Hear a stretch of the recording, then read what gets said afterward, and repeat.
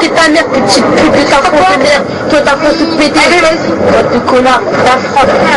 Elle en prend plein. Puis la merde. Elle en prend plein pour la France. Puis la merde. Alors, pourquoi tu vas pas ailleurs? Parce que je reste ici jusqu'à votre bouffe.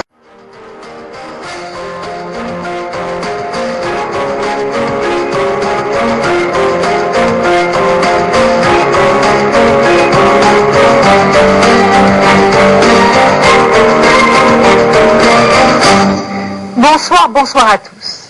À Marseille, il existe des quartiers où il est très difficile de faire régner l'ordre et d'imposer ne serait-ce que les lois les plus élémentaires de la République. Les arrestations que vous allez voir sont parfois brutales, à la mesure de la violence des têtes brûlées interpellées. L'objectif, donner un coup de pied dans la fourmilière. Au début de l'année, le ministre de l'Intérieur annonce son intention de réinvestir certaines cités sensibles. Les jours suivants, la police organise des opérations de grande envergure avec tous les moyens dont elle dispose. Rapidité d'action, obligation de résultat. CRS, brigade canine, BAC, groupe d'intervention de la police nationale, 120 policiers sont mobilisés avec un même objectif. Il faut qu'on fasse un effet masse sur la cité pour éviter que les gens s'égaillent de partout. Mais leur présence a aussi pour objectif de faire peur, de déstabiliser les trafiquants de drogue. Notre présence et les opérations que nous conduisons font que ce n'est pas une zone de non-droit et que nous allons réhabiliter l'espace. Tu connais un peu le Beaumet? Je ne sais pas mal. Tu connais le Beaumet? Jamais été en prison. Eh bien écoute, tu vas connaître. Chambre régionale des comptes de Provence-Alpes-Côte d'Azur. Observation sur la gestion de l'OPHLM de Marseille, OPAC Habitat Marseille-Provence, Bouches-du-Rhône, exercice 92-96. Présentation de l'organisme. L'OPAC, qui est un des plus importants bailleurs de la région, gère plus de 15 000 logements avec une population d'environ 60 000 habitants répartis sur 150 sites de l'agglomération marseillaise et du département, ce qui en fait un des plus importants de France. Le parc, réalisé en grande partie avant 1972, est constitué à 72% d'ensembles de grande taille situés pour l'essentiel dans les 13e et 14e arrondissements. La situation financière jusqu'en 1996. L'analyse financière sur les comptes traduit une situation financière très affaiblie. L'Office a, à la fin de l'exercice 1996, consommé ses fonds propres et doit, pour survivre, lancer sans cesse des opérations qui lui apporteront des financements. La Chambre constate que la situation financière difficile que connaît l'OPAC résulte en grande partie des coûts de structure et notamment de frais de personnel ou des frais liés à ce personnel. Les dépenses de personnel. Le changement de statut n'a pas contribué à freiner la très sensible tendance à la hausse des rémunérations. Le taux d'augmentation d'une année sur l'autre est particulièrement élevé, d'autant plus que dans le même temps, les effectifs décroissent sur la quasi-totalité de la période examinée. Compte tenu de sa situation financière, l'Office ne dispose pas de marge de manœuvre suffisante pour créer de nouveaux emplois. Or, l'Office a choisi de recruter de nouveaux personnels en 1996. Cette dérive, qui recèle en germe un fort potentialité d'accroissement de la masse salariale, pourrait accroître le déséquilibre financier et donc amener l'Office à faire appel à la collectivité de rattachement. Cette dérive des coûts provient, outre les facteurs exogènes évoqués par l'Office en réponse à la Chambre, d'autres facteurs décrits ci-après. La distribution d'une participation aux fruits de l'expansion et d'une prime de résultat. La participation aux fruits de l'expansion ou intéressement. En 1995 et 1996, l'Office a versé à son personnel contractuel, appelé communément personnel opaque, malgré un résultat d'exercice déficitaire, un total au titre de participation de 900 000 francs et de 1 129 616 francs. Malgré ces dispositions conformes à la législation, la Chambre s'étonne que le locataire d'un tel type d'organisme soit de facto et in fine mis à contribution, même si en apparence cette prime n'est pas théoriquement récupérable sur le locataire, alors même que l'Office est en déséquilibre financier. La prime de résultat. L'ensemble du personnel a en effet bénéficié d'une prime résultat. Nonobstant l'aspect juridique de l'attribution de ces primes, le personnel de l'Office a ainsi perçu chaque année de 1992 à 1994 de l'ordre de 1 700 000 francs hors prime de fin d'année, alors même que la situation financière de l'établissement se dégradait. La Chambre constate le poids excessif des avantages ainsi alloués en dépit des difficultés financières de l'OPAC, comme leur caractère incertain au plan juridique. La surcharge du coût en personnel est patente dès lors qu'un rapprochement est effectué avec les coûts constatés dans les autres établissements. Corrélativement, il apparaît une insuffisance globale de l'entretien du parc par rapport à la moyenne des autres établissements. Autres dépenses de personnel, non récupérables sur les locataires, la distribution de divers avantages sociaux, chèque déjeuner, carte RTM mensuelle tout trajet sur Marseille, assurance complémentaire de prévoyance, le coût de la formation des personnels. Sans méconnaître l'intérêt et l'obligation de la formation continue, la situation financière de l'Office pourrait inciter à ramener ses dépenses en la matière à hauteur de ses obligations légales. Le parc automobile. Sans évidemment remettre en cause la nécessité de disposer d'un parc automobile, notamment dans les régies ou la direction du patrimoine, il serait souhaitable que l'OPAC en assure une gestion plus économique. La Chambre considère en effet que le nombre de véhicules est pléthorique comparativement au parc détenu par des offices de même rang. Il ne lui paraît absolument pas indispensable d'attribuer autant de véhicules aux services administratifs, notamment à des personnes placées sur des postes statiques. Des économies très substantielles pourraient ainsi dégager des ressources pour financer des opérations plus indispensables. Le président de la Chambre régionale des comptes de Provence-Alpes-Côte d'Azur, Alain Serriex. Alors, vous en pensez quoi de ces opérations police? Ah ben c'est très bien. Il en faut? Ah ben oui, il en faut peut-être un peu plus souvent.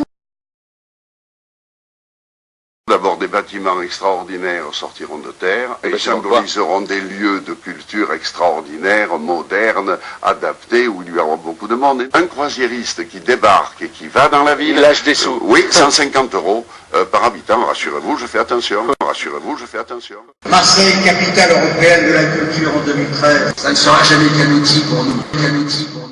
Nous avançons derrière, nous avançons avec, nous avançons grâce à cette candidature pour une politique puissante, constante, pérenne, qui ira au-delà. Le développement culturel, le développement économique et social au travers de la culture, avec des lieux et des acteurs exigeants. L'économie de la culture est un élément déterminant, autonome, qui vit sa propre vie dans la société, que nous devons au contraire accompagner et non pas étouffer. C'est-à-dire le monde économique exigeant, qui a besoin de s'investir et dont nous avons besoin. Exigeant. N'oublions pas que quand les nouveaux barbares ont voulu détruire l'Algérie, c'est d'abord aux hommes de culture qu'ils se sont attaqués, et un des premiers assassinats a été celui du directeur de l'école des beaux-arts d'Alger, le regretté Ahmed Hassan. C'en est fait de la culture, c'est terminé, terminé. Ben, ça peut avoir plusieurs sens, ça peut avoir un sens positif, un sens négatif. Faire bordel quand même le 3/4 du temps, c'est plus positif que négatif, tu vois quand même.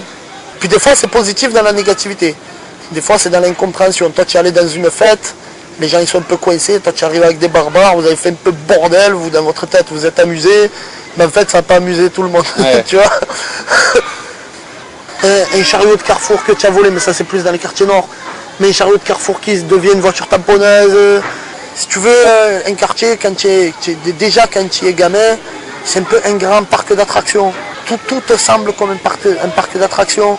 Tu utilises vraiment plus les éléments, les matières qui t'entourent, et c'est vraiment un grand parc d'attractions. Un peu dans le phénomène de mode, je vole une voiture, je fais un dérapage, je vais à la gratte, je vais acheter ma chemise faso. Très tôt, ils sont beaucoup plus organisés quand même, les jeunes d'aujourd'hui.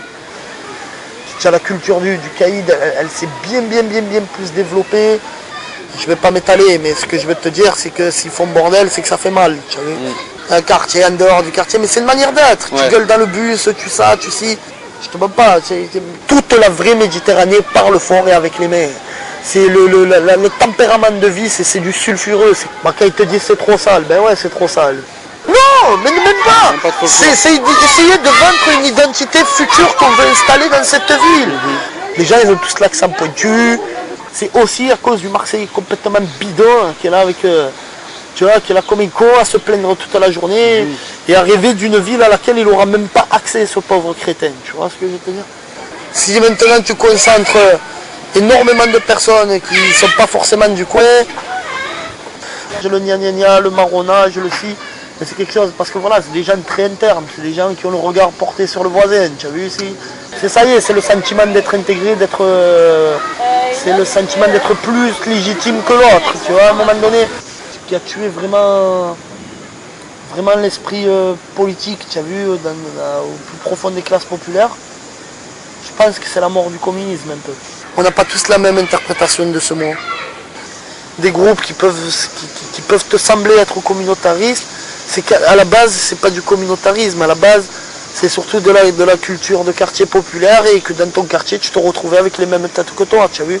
La tête de ma mère, la culture gitane, c'est vraiment quelque chose que je respecte. C'est une culture où les réflexes, tu vois, les réflexes communs, ben, ils sont encore vivants, ils sont autonomes. C'est positif. Attends, déjà le ferraillage, il te faut un travail d'environnement, un truc de fou furieux. Et voilà, tu as grandi avec eux. Il y a cette notion aussi, du fait dans un quartier populaire, d'avoir grandi avec tes gens, qui dépassent les communautés. L'histoire, tu connais quelqu'un depuis tout petit, tu le connais, vous avez vécu des trucs, vous avez l'histoire. Il rentre dans ton cœur, tu rentres dans le sien. Et ça, vous y pouvez rien, quelles qu'en soient les idées des parents.